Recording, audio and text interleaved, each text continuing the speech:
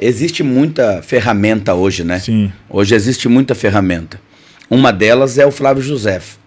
O Flávio Josefo, ele conta detalhadamente a história de Abraão, né? Porque todo o livro, a história dos hebreus, é desde Abraão à queda de Jerusalém. Então é um livro muito sangrento, é um livro de muita guerra, mas é um livro muito rico. Agora, entre os extras bíblicos, vamos dizer assim, os livros que tem de apoio, tem muita ferramenta, muita ferramenta.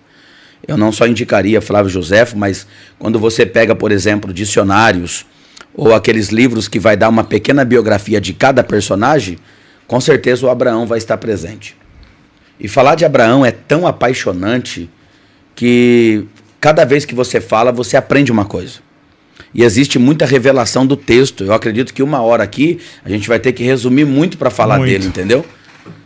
Assim que você falar, pode começar, eu quero ler um texto primeiro. Já começa lendo o texto, aqui a gente vai... Tá. Se eu tiver alguma dúvida também, a gente vai perguntar, se alguém do chat perguntar, a gente vai dar uma maravilha. Ok.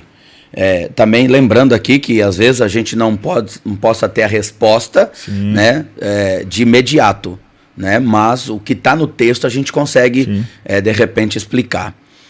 Eu quero ler Gênesis capítulo 18, que é um texto que eu gosto demais, que está aqui, Abraão, no Gênesis 18, ele está com 99 anos, Gênesis 18. Ele está habitando numa geografia chamada Manre, Carvalhos de Manre. E Abraão estava no maior calor do dia na porta da sua tenda. E de repente ele avista 3 homens. Mas eu quero ler aqui o versículo de número 1 do capítulo 18. Depois apareceu-lhe o Senhor nos carvalhos de Manre, estando ele assentado à porta da tenda no calor do dia. Olha que interessante, Rodrigo. No capítulo 1 é o Senhor que aparece, certo? Certo. No versículo 2, no capítulo 18, verso 1, é o Senhor que aparece. No versículo 2, a Bíblia diz que, levantando os seus olhos, olhou, e eis que 3 homens em pé junto a ele.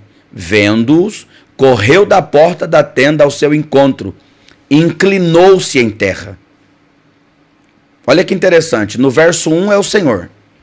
No verso 2 ele já tem a presença de 3 homens, que está em pé diante dele.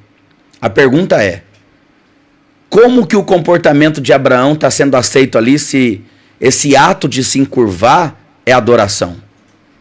Esse ato, à luz da Bíblia, que ele está tendo de se inclinar, é um ato de reverenciar, de adoração. Mas a pergunta é, se são criaturas, criatura na Bíblia nenhuma é digna de adoração, a não ser o Eterno, que é o Criador. Exatamente. Então por que nenhum dos 3 repreende ele? Porque o comportamento dele está sendo aceito. Aí alguém diz, é anjo, pastor. Mas anjo na Bíblia também não aceita adoração. Não. João, quando está tendo uma experiência no livro do Apocalipse, com um anjo que falava com ele, foi tão forte que João foi se inclinar diante do anjo. E o anjo repreendeu, dizendo, levanta porque eu sou conservo teu. Por quê? Porque anjo é criatura. E criatura na Bíblia não é digna de louvor. Por isso que Jesus disse a Satanás, quando Satanás pede em Mateus 4, que eu vou te dar o reino, a glória e o esplendor, mas se você curvado diante de mim me adorares. Jesus disse o que para Satanás? Somente a Deus eu devo adorar. Por quê? Porque digno de culto é o Eterno. Digno de louvor é o Eterno. A pergunta é, por que o comportamento de Abraão está sendo aceito? Vamos para o verso 3. É só para a gente pensar, tá? E disse, meu Senhor, se agora tenho achado graça aos teus olhos, rogo-te que não passe de teu servo. O patriarca Abraão, com 99 anos, colocando na condição de servo. E vocês vão perceber no texto aqui que há uma urgência de Abraão no quesito de servir. Por quê, Rodrigo? Porque a honra não está diante do serviço. Primeiro a gente serve, depois Deus honra. Meu Deus. Tem muita gente querendo ser honrado, Rodrigo, mas não serve ninguém. Tem muita gente querendo porta aberta, mas não consegue servir nem na sua igreja. Então, entenda isso. A honra não está diante do serviço. Primeiro a gente faz, serve, e depois Deus honra. Existe uma urgência aqui da parte de Abraão. Olha o que ele diz no versículo de número 4. que se traga já um pouco de água, para que lave os seus pés, e reencostai-vos debaixo da árvore. E trarei um bocado de pão. Olha só, interessante isso aqui, ó. Para que esforçai os vossos corações e depois passam adiante, porquanto por isso chegastes ao teu servo. De novo servo. E disseram, assim faz como disse. Eles responderam a Abraão.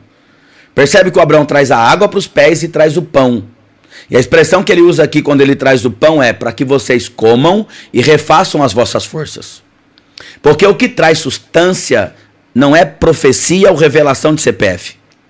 O que traz sustância é o pão. Meu Deus. O que levanta é o pão. Exatamente. Tem muita gente indo atrás de revelação, mas a vida não muda. Porque o que muda é o pão. É o pão que traz sustância. É o pão que traz a força para que você continue caminhando 40 dias e 40 noites, como Elias comeu do pão que Deus trouxe.